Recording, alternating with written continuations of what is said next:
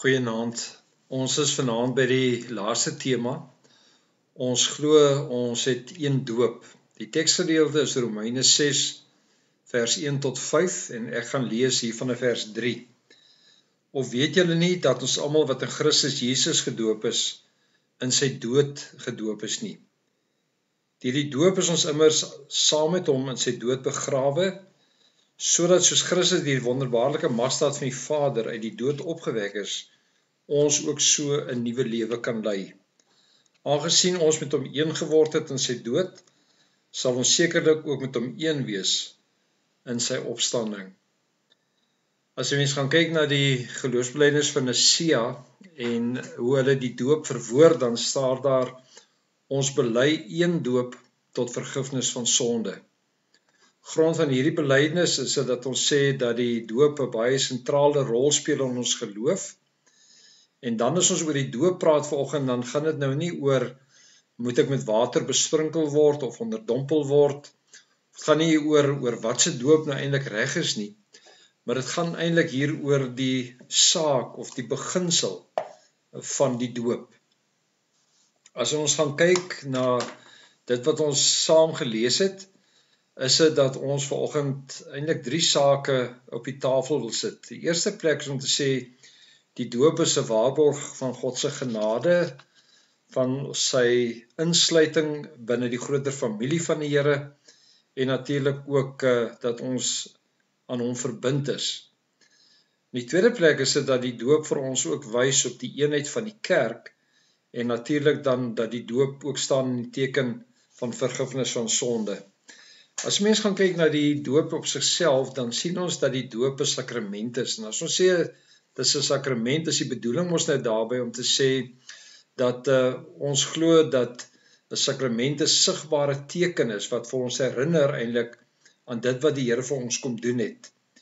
En so is dit dat ook deur die doop ons bewus word dat die doop 'n teken is van God se genade, dat ons deel het aan die Here, dat ons gewas is ook deur die bloed van ons Here Jesus Christus. As ons praat oor die genade van die Here, is dit dat die doop ons herinner om te sê, ons is nie gered omdat ons sulke wonderlike dade gedoen het, of omdat jy gereeld die Bybel lees nie, maar omdat die Here vir jou gekies het, en hy het vir jou gekies in Jesus Christus, deurdat hy aan die kruis vir ons gesterf het.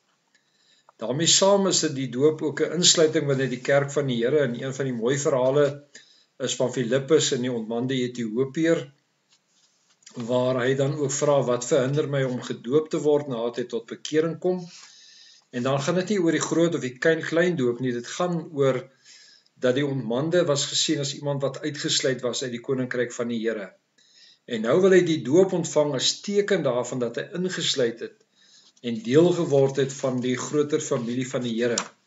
En so wil die doop vir ons dit kom herinner, om te sê, God het ons gekies, hy het ons deel gemaak van sy familie, en daarom dat ons uitgenooi word om hom te volg, om hom te gehoorsaam, ook in ons verhouding met hom. Natuurlik dui dit as waarborg van ons versoening, naamlik dat in Christus hy vir ons gesterf het, en dat deur die bloed van Christus daar vir ons ook dan ook afwassing is van ons sondes.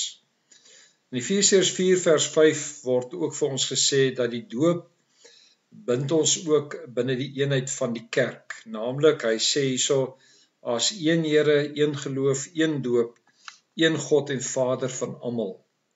In 1 Korintiërs 12 vers 13 sê Paulus, omdat ons almal een liggaam geword het, is ons almal met die een gees gedoop, of ons nou Jood of Griek is, slaaf of vry. So eintlik is dit dat die doop vir ons ook herinner om te sê, dat dit wat skeiding bring tussen mense is opgehef deur die doop, want deur die doop word ons herinner dat ons aan Christus deel het aan God, en dan ook deel het aan die groter familie van die Here. En getuig dit dan eintlik oor die eenheid van die kerk, deur te sê, dat deur die doop word ons aan die Here verbind, en dat die gees van die Here vir ons ook daarin kom herinner. In die laaste plek word die doop ook die teken van die vergifnis van sonde.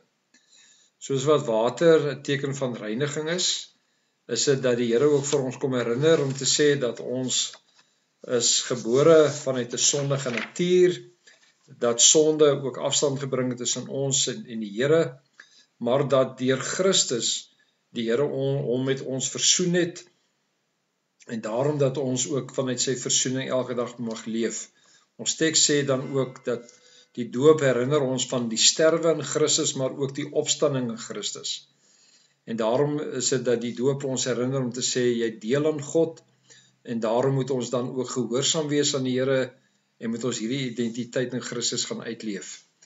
En die doop herinner ons dan nou om hierdie eenheid met mekaar te leef, sigbaar te leef, om ook vir mekaar te herinner om te sê, soos wat die doop my herinner aan my verlossing in Christus, leef ons ook hierdie verlossing versoenend uit, ook in ons verhouding met mekaar. Kom ons bid saam. Here, seën vir ons en dankie dat ons mag deel hê aan die doop.